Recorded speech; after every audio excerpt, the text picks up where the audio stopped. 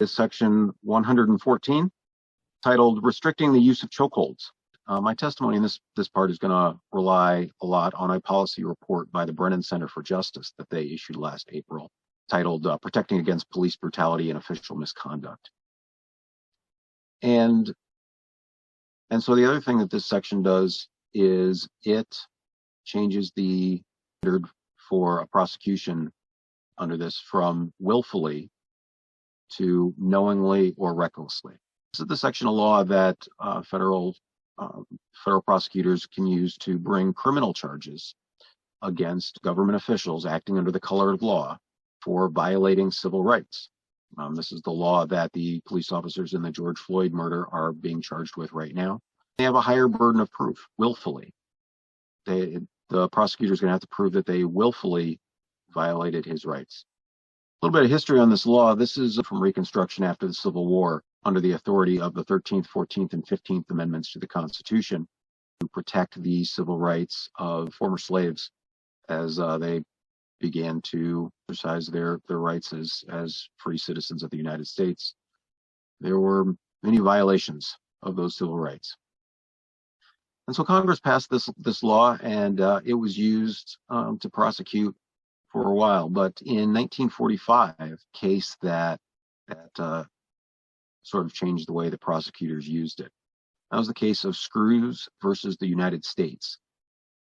And it was the Supreme Court ruled on this, and I'll just kind of paraphrase from their description of the case. And they said the case involved a shocking and revolting episode in law enforcement. The petitioner was the sheriff of Baker County, Screws, the sheriff of Baker County, Georgia, and there was some evidence that he held a grudge against Robert Hall, a young black man of about 30 years of age. And so Sheriff Screws got a special deputy and a policeman, and they went to arrest Robert Hall late one night on the charge of theft of a tire. And so they handcuffed him, threw him in the squad car, took him to the courthouse. And when they got him out of the car, they began beating him with their fists and with a solid bar blackjack, about 8 inches long, weighed about 2 pounds. And they beat the handcuffed man for 10 minutes, 15 minutes, 20 minutes, 30 minutes, until finally he was unconscious. And then they dragged him by his feet into the jail, threw him on the floor, and left him there.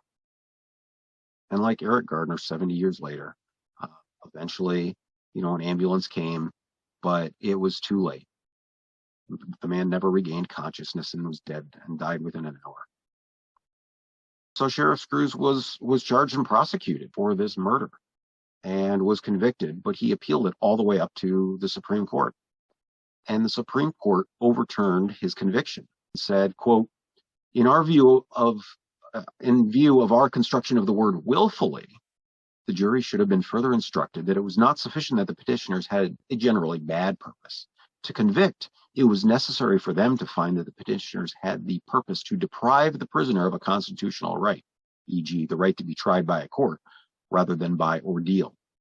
And in determining whether that requisite bad purpose was present, the jury would be entitled to consider all of the attendant circumstances, the malice of the petitioners, the weapons used in the assault, its character, its duration, the provocation, if any, and the like. And so because they felt that there wasn't sufficient evidence that they willfully intended to deprive him of his right as they beat him to death, they overturned the conviction. And since that time, this higher standard has led to less prosecutions under this section of law.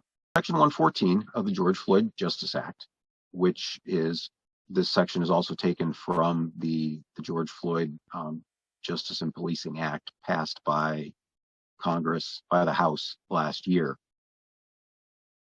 It would replace willfully with knowingly or recklessly. And this would change the burden of proof that the prosecutors would have to meet in order to convict someone of a crime.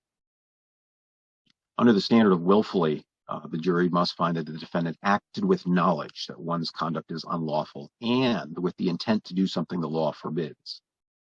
But if under the standard of knowingly, only necessary to conclude that the defendant acted knowingly, that it was done intentionally and voluntarily, and not because of ignorance, mistake, accident, or carelessly.